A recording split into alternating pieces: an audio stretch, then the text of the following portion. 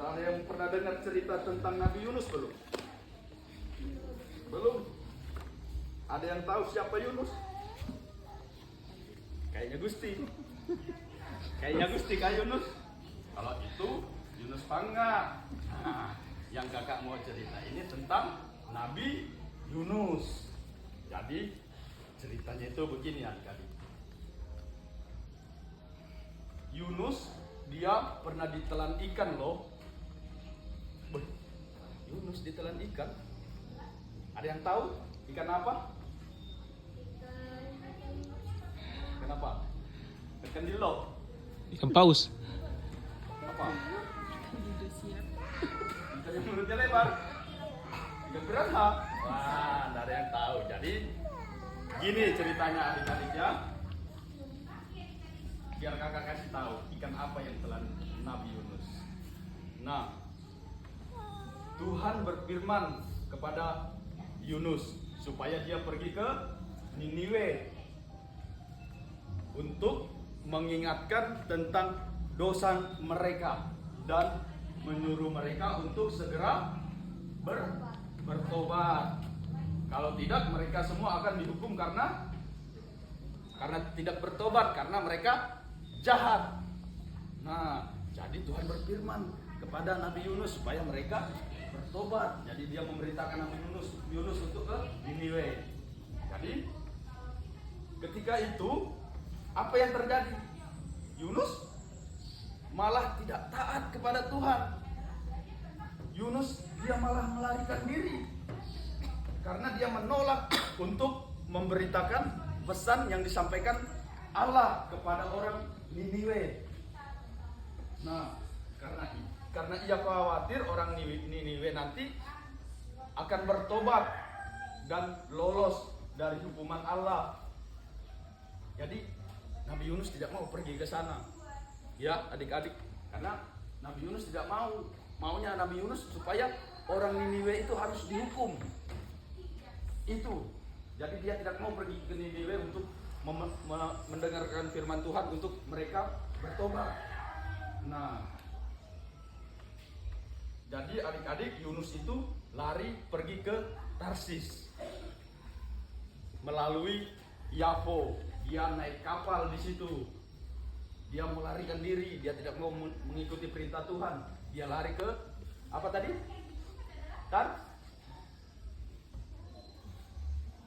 Tarsis. Dia pergi lari ke Tarsis. Ya, adik-adik. Jadi ketika kapal sudah berlayar, Allah justru mengirimkan badai yang besar sekali. Allah mengirimkan badai supaya kapalnya terombang ambing, ya adik-adik. Jadi ketika di tengah laut, Yunus tidak ada di situ di dalam kapal bersama dengan orang banyak itu. Dia justru marah, pergi tidur di bawah kapal. Jadi dia menjauh dari hadapan Tuhan. Dia berusaha untuk kabur. Allah marah, adik-adik. Yunus tidak taat.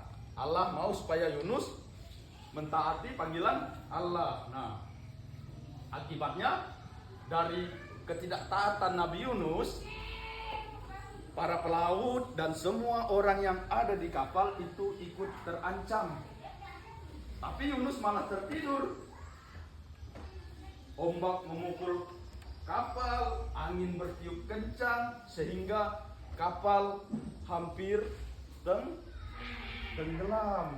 Nah, lalu Yunus terbangun dari tidurnya dan menyadari bahwa dia sudah bersalah di hadapan Tuhan, ya adik-adik.